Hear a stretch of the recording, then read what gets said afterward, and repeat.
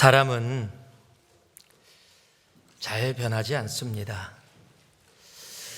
변한 것 같으면서도 참 잘 안 변하는 존재가 사람인 것 같습니다.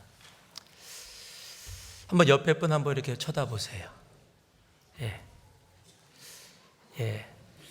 아마 오래 살았으면 오래 살았을수록 속으로 얘기하고 있을 겁니다. 참 당신 안 변한다.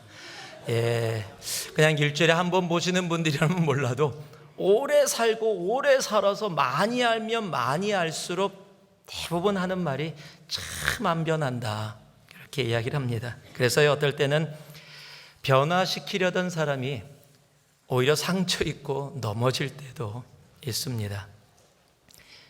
결혼할 때 내가 이 남자 변화시켜 보겠다, 이 여자 변화시켜 보겠다, 그렇게 생각하는 젊은이들이 간혹 가다가 있습니다.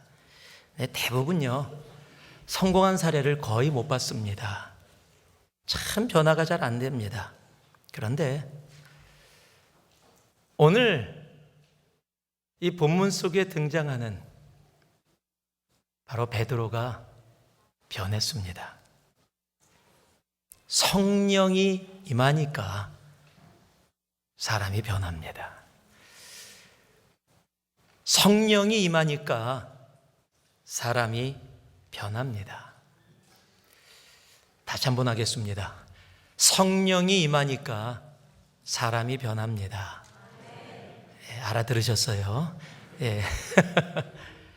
여러분, 성령이 임하면 사람이 변합니다.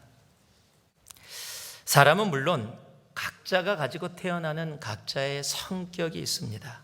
그리고 그 성격은 오래 갑니다. 그래서 한국 속담에 3살 버릇 80까지 간다. 3살 때 가졌던 경험이나 성격이 80이 돼도 변하지 않고 그대로 간다라는 것을 표현하기도 합니다. 요즘은 사람들이 그런 얘기도 많이 하더라고요. 성격이 운명이다. 그 성격은 변하지 않고 결국 그것이 네가 살아갈 길이다라고 그렇게 극단적까지 얘기하는 사람들도 있습니다.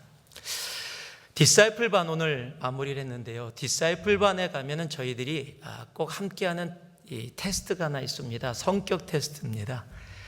성경에 나와 있는 4명의 인물을 통해서 우리의 성격이 어떤 성격인지를 돌아보고 또 다른 분들의 성격을 함께 이해하면서 서로가 서로를 용납할 수 있도록 그렇게 아주 심플한 성격 테스트입니다. 그렇게 복잡한 것은 아닙니다.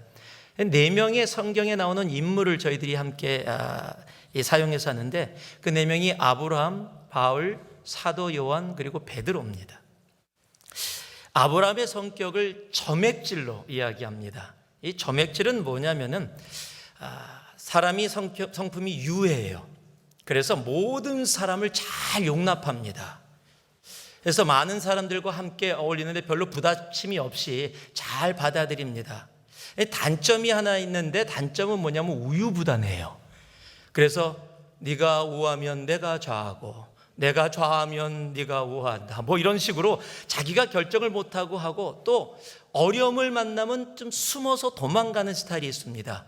애굽에 갔을 때 사례를 맡겨놓고 자신의 생명을 구하려고 뒷일을 부탁해 그렇게 하고 도망간 그 아브라함의 모습, 그런 장단점을 갖고 있는 것이 점액질입니다.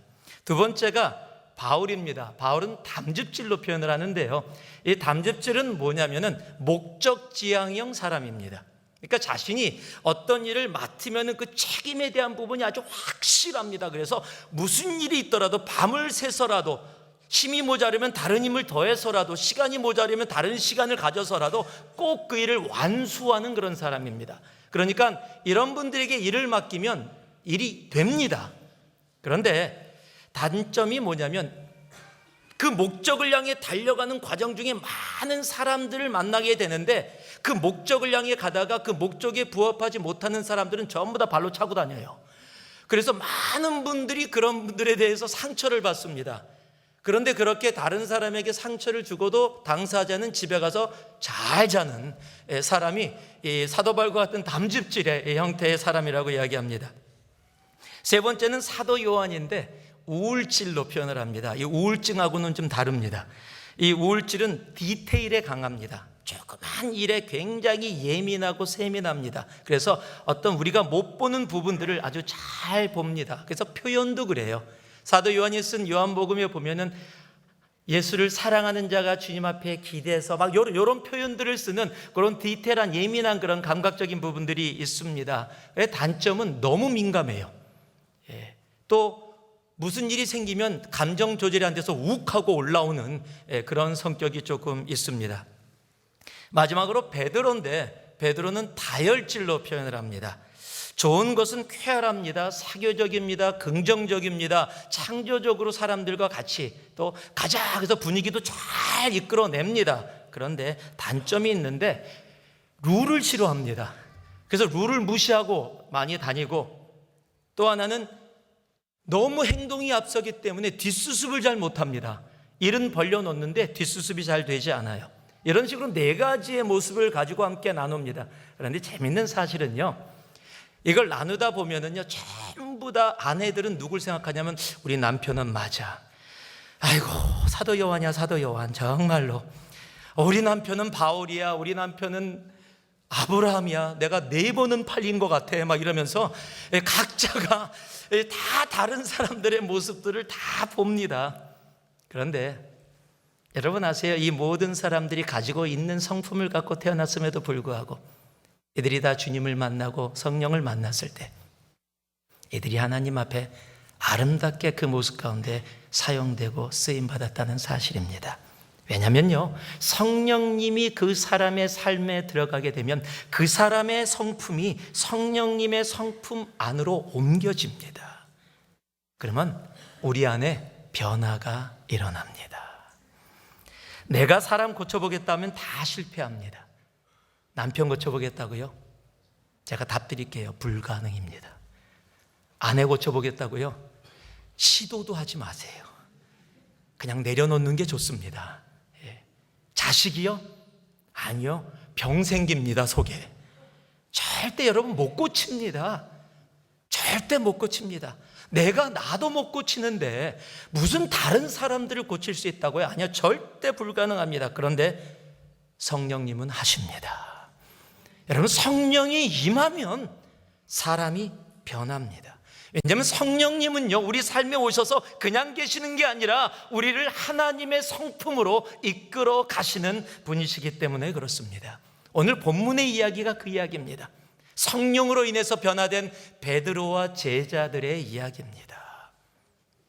오늘 이 말씀을 통해서 우리도, 그리고 우리가 사랑하는 사람들이 하나님, 주님이 원하는 그 모습으로, 성장의 모습으로 변화되어질 수 있도록 하나님 은혜를 더하여 주옵소서. 내 힘으로 하지 않겠습니다. 성령님 임하여 주옵소서. 정말 기도하며 응답받는 우리 새누리 가족이 되기를 주님의 이름으로 축복합니다. 우리 14절 말씀 같이 한번 봉독하겠습니다. 함께 읽습니다. 시작. 베드로가 11 사도와 함께 서서 소리를 높여 이르되 유대인들과 예루살렘에 사는 모든 사람들아, 이 일을 너희로 알게 할 것이니 내 말에 귀를 기울이라. 여러분, 성령 하나님이 베드로에게 변화를 주셨는데 그로 담대한 사람이 되게 하셨습니다. 베드로가 예수와 함께 있을 때는 담대한 모습, 용기 있는 모습이 보였었습니다. 주님이 당신이 십자가에 달려 죽게 된다라는 예언을 했을 때 베드로가 제자들에 앞서서 주님 아닙니다. 주님이 혹 그런 길을 가게 되어진다면 나도 죽기까지 주님을 따르겠습니다. 감옥에 갇히게 되어진다면 나도 그 감옥에 갇힐까지 절대 주님 부인하지 않고 내가 주님 따라가겠습니다. 그렇게 진실되게 고백을 합니다. 그것이 마태복음 26장 35절에 기록되어져 있습니다. 베드로가 이르되 내가 주와 함께 죽을지언정 주를 부인하지 않겠습니다. 그런데요, 예수가 잡혀가자마자 본 모습이 나타납니다. 예수가 잡혀가자마자 잡혀가는 모습을 성경이 뭐라고 기록하고 있냐면 멀찌감이 떨어져서 쫓아갔다라는 겁니다. 안전거리를 확보하고, 자칫해서 예수와 함께 있으면 자기도 잡혀갈 수 있으니까 안전거리를 확보하고서 쫓아갔습니다. 누가복음 22장 54절에 그것을 정확하게 기록하고 있는데요. 예수를 잡아 끌고 대제사장의 집으로 들어갈 때 베드로가 멀찍이 따라가니라. 여러분, 멀찍이 따라간 것만으로 끝난 게 아니라 그러다가 사람 만났고 예수님 3번 부인하는 그 상황까지도 나아가게 됩니다. 엄마 아빠가 옆에 있으면 세상에 두려움이 없는 것처럼 보여지는 그런 아이처럼요, 베드로는 예수님이 옆에 있을 때 아마 그런 모습으로 담대한 모습처럼 보였던 것 같습니다. 그러나 예수가 잡혀가는 그 순간 원래의 모습, 두려움과 그 겁이 있는 모습이 다시 내 삶의 밖으로 나타나게 되어진 겁니다. 그런데 그러던 베드로가 변했습니다.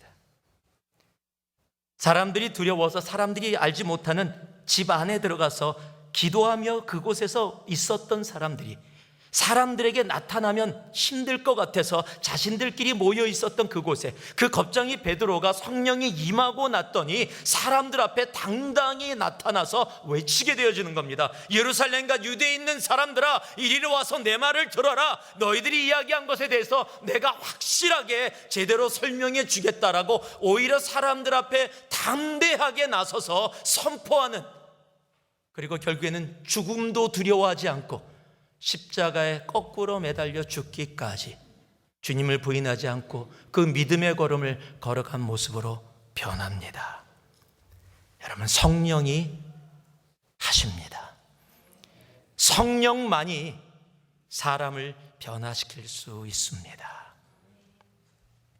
성령은 세상을 향해 두려움에 사로잡혀 있었던 베드로를 담대하게 변화시키셨듯이 여러분, 지금 이 세상에 살아가며 두려움 가운데 있는 우리들도 주님 앞에 세상을 향해서 담대하게 나아갈 수 있도록 지금도 성령님으로 우리를 변화시키십니다. 디모데후서 1장 7절을 보면은요, 하나님이 우리에게 주신 것은 두려워하는 마음이 아니요 오직 능력과 사랑과 절제하는 마음이니. 하나님은 우리에게 절대 두려움을 주지 않으십니다. 성경은 계속해서 두려워 말라를 반복하십니다. 누가 그렇게 직접 찾아봤다 그러죠? 성경에 적혀 있는 두려워 말라가 몇 번 적혀 있느냐 하면 366번 적혀 있답니다. 매일 한 번씩 우리들에게 이야기해 주시는 겁니다. 근데 한 번이 남잖아요. 누가 그러더라고요. 주님께서 6년까지 다 생각하셔갖고 하나를 더 거기다 정확하게 애다하신 거라고. 여러분, 하나님과 함께하는 삶에는 두려움이 없습니다. 성령님은 우리가 세상을 두려워하는 모습으로 살아가게 하지 않으십니다. 그런데 이 세상은 여러분 두려움 가운데 살고 있어요. 심리학자들이 현대인들이 느끼는 두려움의 종류를 무려 645가지로 분류하고 있습니다. 나는 무슨 두려움이 그렇게 많은지 잘 이해가 안 가요. 그런데 그 두려움을 645가지로 분류하고 있고, 요즘 두려움에 대한 부분 병으로 나타나 있는 거라면 우리가 자주 듣는 공황장애라는 것, Panic Disorder라 그러지요. 한국의 유명인들이 걸려서 우리들이 들어보지 못하다가 듣게 된 그러한 두려움을 유발하는 병으로 알려져 있는 그 병을 우리들이 압니다. 그러나 그러한 병이 아니더라도 우리는 참 많은 두려움을 가지고 이 땅을 살아갈 때가 많이 있습니다. 어떤 분은요, 내일이 두려워요. 내 앞이 두렵습니다. 내일이 어떻게 이루어질지 두려워서 어디로 가야 할지 움직이고 싶지 않고 그냥 오늘만 어떻게 잘 지나갔으면 좋겠다 생각하고 살아가는 사람들도 생각보다 많이 있습니다. 어떤 분들은 사람들과의 관계를 두려워하십니다. 예전에 상처를 받으셨는지 몰라도요, 관계를 참 두려워하시는 분들이 있어요.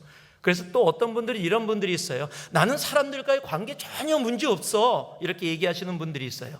자세히 살펴보면 많은 경우에 그렇게 이야기하시는 삶을 보면은 사람들과의 관계가 없어요.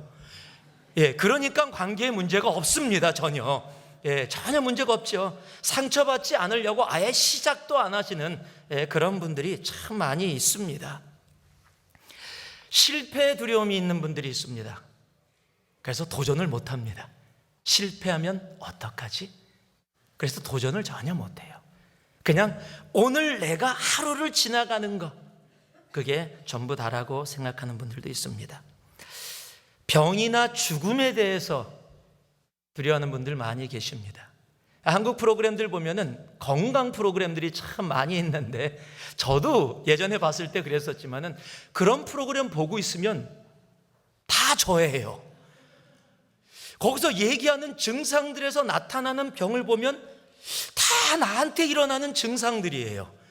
그 병에 다 걸린 것 같아요, 꼭.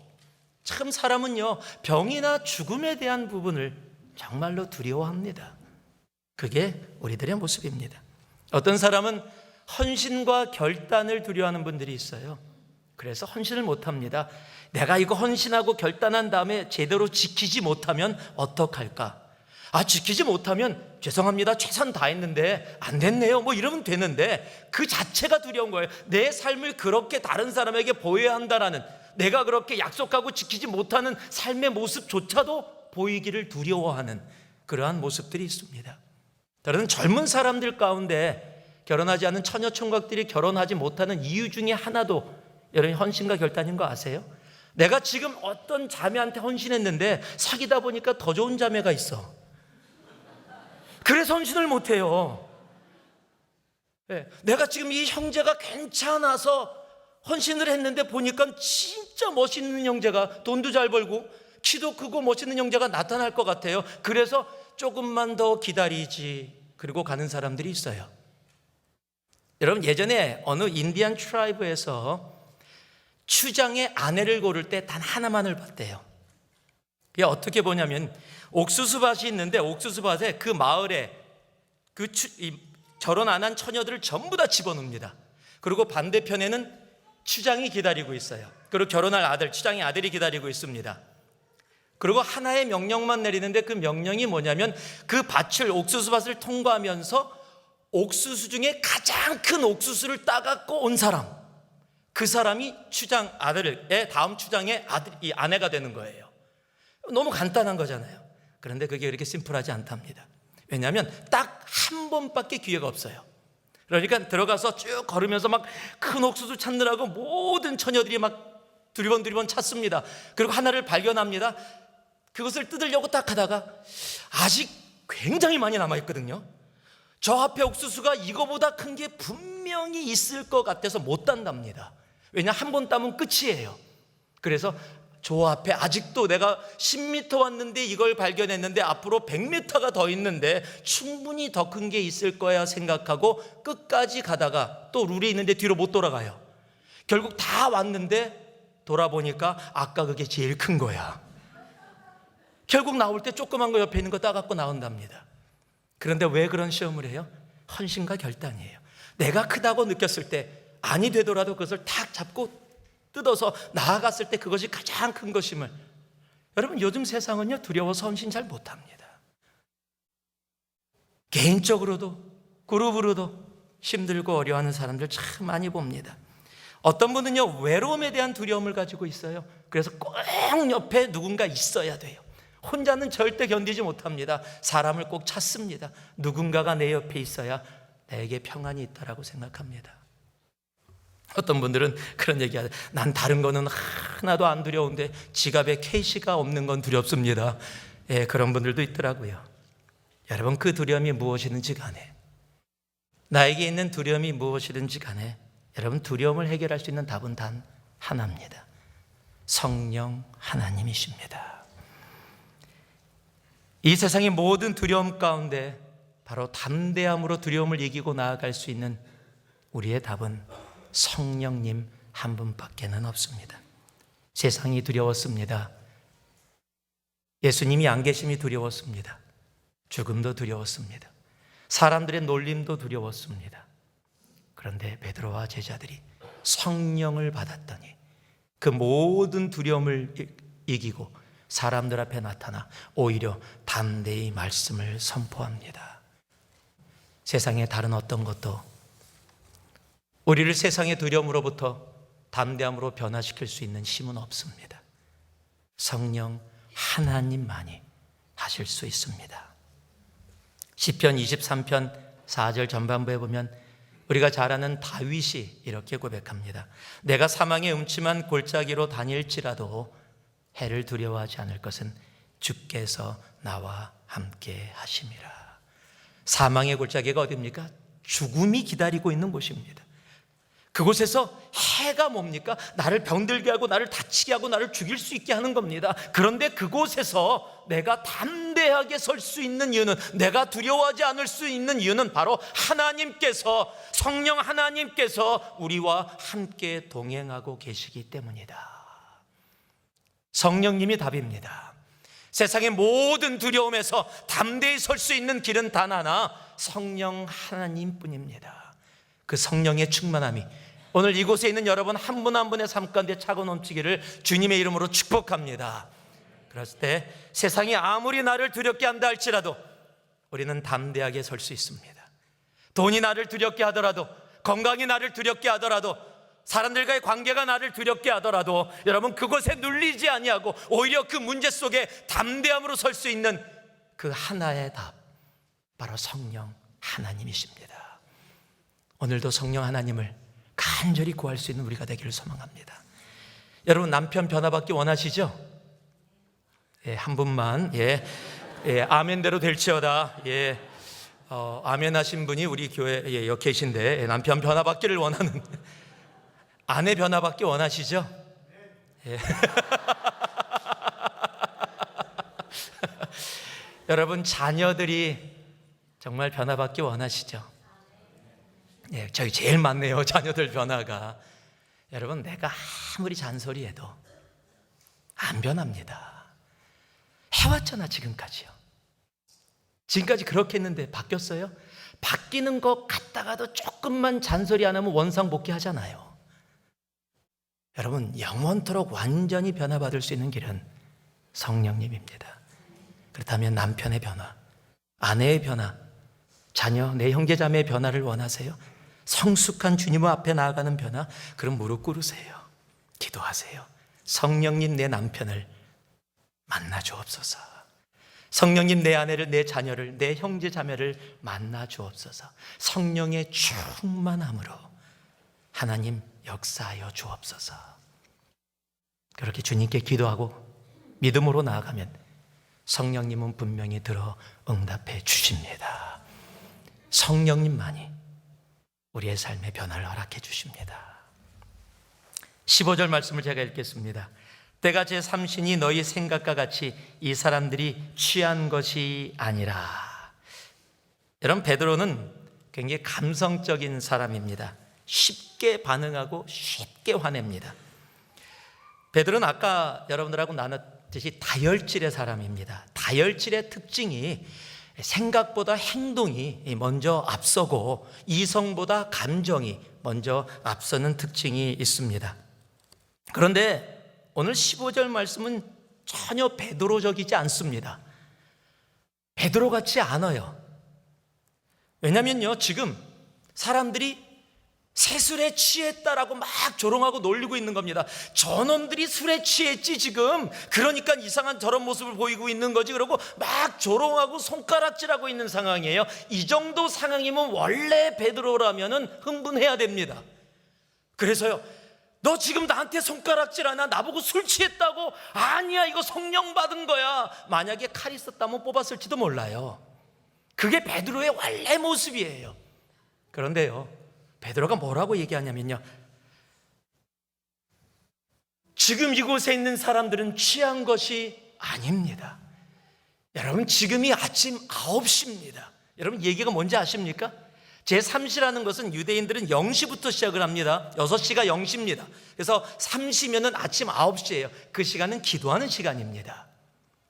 나도 유대인으로 우리가 모여서 함께 기도하고 있는, 그래서 아침 9시에 누가 술을 먹고 이렇게 하겠습니까? 아닙니다라고 아주 차분하게 사람들에게 선포를 하고 있다는 사실입니다. 충분히 감정적으로 대응할 수 있었는데 베드로답지 않게 이성적으로 대응을 합니다. 여러분 이성적인 것만이 좋다고 얘기하는 게 아닙니다. 감성적인 것이 나쁘다고 이야기하는 게 아닙니다. 다만 베드로는 한쪽으로 치우쳐져 있던 사람입니다. 감성적으로요. 성경이 그것을 이야기하고 있어요. 여러분, 마태복음 14장에 보면은 주님께서 갈릴리 바다를 걸으시다가 제자들에게 오시니까 제자들이 유령인 줄 압니다. 그랬다가 놀랐는데 아니다, 나다라고 이야기하니까 그럼 보통 사람 가만히 있는데 베드로는 꼭 나섭니다. 굉장히 그냥 그 상황 판단이 되지 않고 먼저 이야기하는 사람이에요. 그러니까 주님이 무리를 걸으셨다면 나도 무리를 걷게 해 주옵소서. 그랬더니 주님이 뜻밖의 오라라고 얘기하세요. 신났습니다. 배에서 나와서 무리를 걸은 최초의 사람, 최후의 사람이 됐어요. 무리를 걸었습니다. 그런데 문제는요, 출렁이는 파도를 보니까 금방 물에 빠져버립니다. 그리고 나서 주님 살려주세요 라고 외치게 돼요. 여러분 한번 상상해 보세요. 무리를 걷는 믿음의 베드로, 주님이 오라 했더니 배에서 나가서 무리로 발을 디딜 수 있는 그 엄청난 그 모습을 한번 생각해 보세요. 그리고 무리를 걷는 베드로, 그리고 금방 물에 빠져서 살려주세요 하는 베드로의 모습을 한번 상상해 보세요. 시작과 끝이 차이가 엄청납니다. 이게 베드로의 모습이에요. 여러분, 성경은 한 번만 그렇게 얘기하고 있지 않아요. 예수님이 겟세마네 동산에서 잡혀가실 때 칼을 뽑아서 말고의 길을 가장 먼저 자른 사람이 바로 베드로입니다. 요한복음 18장 말씀에 적혀 있어요. 이에 시몬 베드로가 칼을 가졌는데, 여러분 감성적인 사람은요 자기가 가지고 있으면 씁니다. 그게 돈이면 돈 다 써버리고요, 그게 뭐든지 간에 가지고 있으면 사용해요. 그런 분들한테 뭘 주면 안 돼요. 베드로가 칼을 갖고 있으니까 칼을 바로 쓰는 겁니다. 주님한테 혼나죠. 칼로 흥한 자는 칼로 망한다, 쓰지 마라. 여러분, 베드로는요 행동이 먼저 앞서는 사람이에요. 감성적인 사람이에요. 예수님이 부활하신 후에 예수님을 만나고 나서도 요한복음 21장 7절에 보면은요, 예수님이 갈릴리에 먼저 제자들이 가 있게 되고 예수님이 나중에 방문해 주십니다. 그리고 예수님이 바닷가에 앉으셔서, 호숫가에 앉으셔서 그곳에서 음식을 준비하고 계신 것을 다른 제자가 먼저 봤어요. 우리의 주님이시다 그랬더니요, 말을 한 사람은 다른 사람인데 베드로는 그 얘기를 듣고 바로 겉옷을 입고 물에 다이브를 합니다. 주님을 향해서 달려갑니다. 얼마나 막 수영을 해서 달려갔으면 주님한테 가서 주님 보고 싶었어요 하고 껴안는 게 정상인데 달려가서 가만히 이러고 서 있어요. 쭈삣쭈삣하고. 그러고 나서 잡은 고기 있냐 그랬더니 그때서야 네, 그러고 고기 가져가요. 그러니까 일단 행동으로 벌리고 보는데 그 다음 뒷수습이 안 돼요. 어찌 되는지 모르는 굉장히 감성적이었던 사람이 바로 베드로였습니다. 그런데 그가 이성적으로 유대에 있는 모든 사람들에게, 예루살렘에 있는 사람들에게 하나씩 하나씩 자신의 삶을 설명하기 시작합니다. 여러분, 성령이 임하면은요 사람이 변합니다. 이성적이었던 사람이 감성적인 부분으로 옮겨갑니다. 너무 감정적으로만 차고 있었던 분들이요 이성적으로 옮겨갑니다. 성령이 임하면 감성과 이성의 밸런스를 이루어 주십니다. 여러분, 이성은 좋은 겁니다. 모든 것들을 정확하고 확실하게 보게 합니다. 여러분, 감성은 좋은 겁니다. 다른 사람의 아픔과 슬픔에 동참하고 그것을 내가 느끼고 경험하고 알게 해줍니다. 그러나 한쪽으로 치우쳐졌을 때 그것에 어려움들이 있는 것을 우리들이 압니다.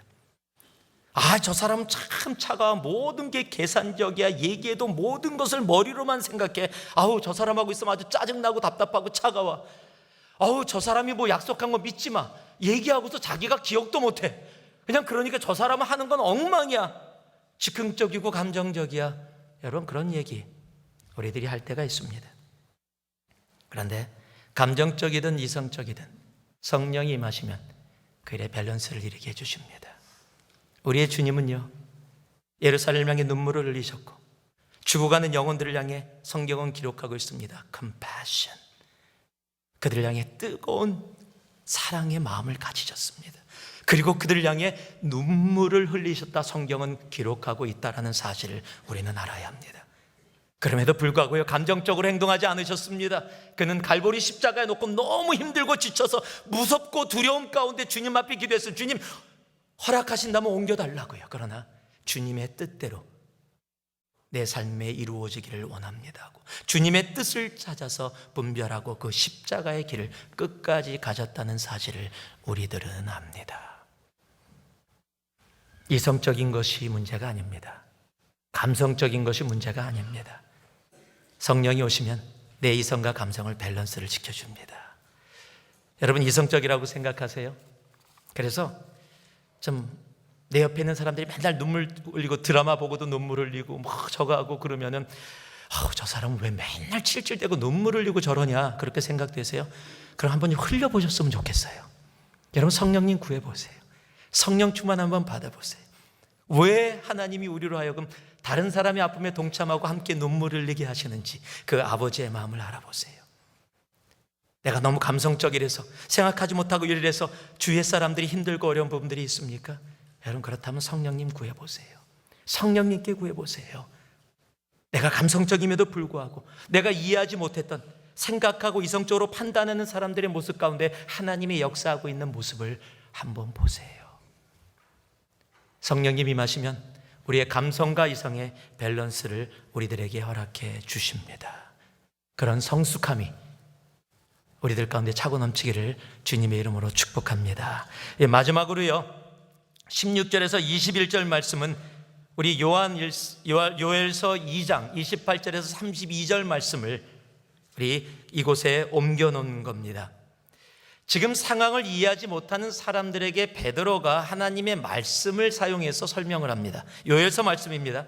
여러분, 베드로가 평상시에도 말씀을 사용했던 사람이라면 그러면 그냥 당연했을 텐데, 여러분, 복음서를 보면 베드로가 말씀을 코트해갖고 어떤 상황을 이야기하거나 설명한 것이 거의 없습니다. 그런데 성령이 임하자마자 지금 사람들에게 이야기할 때 가장 먼저 지금 너희들이 보고 있는 너희들이 이해하지 못하는 이 상황은 바로 요엘서에 요엘 선지자가 예언했던 마지막 때에 성령께서 임하셨을 때의 모습이 바로 지금 너희들이 경험하고 보고 있는 바로 이 모습이다라고, 그 상황을 뭐로 설명합니까? 말씀으로 설명하고 있다라는 사실입니다. 여러분, 성령이 임하시면 우리의 삶에 이루어지는 변화가 있는데 바로 말씀 중심의 사람이 되어집니다. 왜냐하면요, 바로 주님께서도 그렇게 약속해 주셨어요. 요한복음 14장 26절을 보면은 보혜사 곧 아버지께서 내 이름으로 보내실 성령, 그가 너희에게 모든 것을 가르치고 내가 너희에게 말한 모든 것을 생각나게 하리라. 성령의 역할 중에 하나가 뭐냐면요, 하나님의 말씀이 내 삶 속에서 살아 움직일 수 있도록. 왠지 아십니까? 하나님의 말씀은 우리의 삶에 강력한 무기고 능력이기 때문에 그래요. 히브리서 4장 12절이 그것을 분명히 얘기합니다. 하나님의 말씀은 살아있고 활력이 있어 좌우의 날선 어떤 것보다도 예리하며 혼과 영감이 관절과 골수를 찔러 쪼개기까지 하며 또 마음의 생각과 뜻을 판단하나니. 여러분, 하나님의 말씀, 성령님과 하나님의 말씀은 분리돼야 분리될 수 없는 관계입니다. 내가 성령의 임재 가운데 있으면 나는 말씀 가운데 나아가게 돼 있습니다. 내가 말씀을 깊게 나아가면은 내가 성령의 충만함을 사모하고 사모하지 않을 수가 없습니다. 여러분, 우리 주님도요, 이 땅에 계시면서 유혹을 받았을 때 세상의 다른 것으로 대응하지 않으셨습니다. 마태복음 4장에 보면 예수님이 받은 세 개의 유명한, 우리가 잘 아는 사탄으로부터의 시험이 있습니다. 첫 번째가 물질에 대한 시험이었습니다. 두 번째가 인기와 명예에 대한 시험이었습니다. 세 번째가 권력에 대한 시험이었습니다. 그런데요, 그 세 가지 시험을 주님은요, 똑같은 방법으로 대적하십니다. 성경에 기록되어 있는데 뭐라고 되어 있냐면 4장 4절에 물질의 유혹을 받았을 때 예수께서 대답하여 이르시되 기록하였으되. 여러분, 뭡니까? 성경에 적혀 있다라는 겁니다. 기록하였으되 사람이 떡으로만 살 것이 아니요 하나님의 입으로부터 나오는 말씀으로 살 것이다. 인기와 명예에 대한 시험을 받았을 때 기록하였을 때 너의 하나님을 시험하지 말라. 그리고 마지막에 권력에 대한 시험을 받았을 때 10절에 예수께서 말씀하시되 사탄아 물러가라, 이 말씀을 하시면서 또 동일하게 얘기하십니다. 기록하였으되 주 너의 하나님께 경배하고 다만 그를 섬기라. 여러분, 성령의 충만함 가운데 거하는 사람은 말씀에서 떠나지 않습니다. 여러분, 속지 마세요. 저 사람은 뭐 성령파, 성령 그래갖고 말씀을 정말 몰라. 여러분, 정말 성령파라면은 말씀을 모를 수가 없습니다. 정말 말씀을 깊게 공부하고 말씀 속에 거하는 사람이라면 성령의 충만함 속에 거하지 않을 수가 없습니다. 성령이 임하면 하나님은 말씀으로, 그리고 말씀 가운데 성령으로 우리를 인도해 주십니다. 오늘 여러분에게 성령의 충만함이 있기를 주님의 이름으로 축복합니다. 우리 새누리가 성령님과 동행하며 우리의 삶의 온전한 변화를 이룰 수 있는 우리가 되기를 원합니다. 말씀을 마무리합니다. 사람은 안 변합니다. 그런데 변합니다. 성령이 임하시면 변합니다. 세상을 두려워하며 숨어 살던 인생이 예수의 이름으로 담대히 나서게 됩니다. 감정으로 치우치고 이성으로 치우쳐져서 감정적인 사람 손가락질하고, 감성적인 깊은 사람들이 이성적인 사람 손가락질하면서 내가 맞아 너가 맞아, 너는 눈물이 없어, 너는 분별력이 없어, 서로 판단하는 그런 모습 되지 않습니다.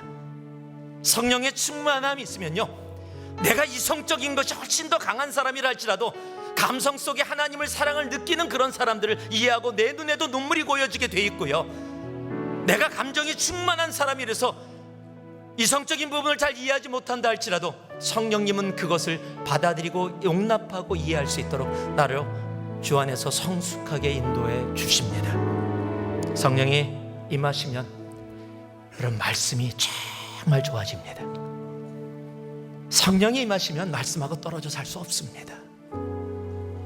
세상의 다른 것으로 세상에서 나아가지 않습니다. 돈으로 나아가지 않습니다. 인기로 나아가지 않습니다. 힘으로 나아가지 않습니다. 권력으로 나아가지 않습니다. 성령이 임하면 세상을 향해 하나님의 말씀 붙잡고 나아갑니다. 성령이 베드로를 변화시키셨습니다. 그리고 그 동일한 성령이 오늘 우리도 변화시키십니다. 그 성령의 충만함이 오늘 이곳에 있는 여러분 한 분 한 분의 삶 위에 심령에 차고 넘치기를 주님의 이름으로 축복합니다. 기도하겠습니다. 사랑의 아버지 하나님,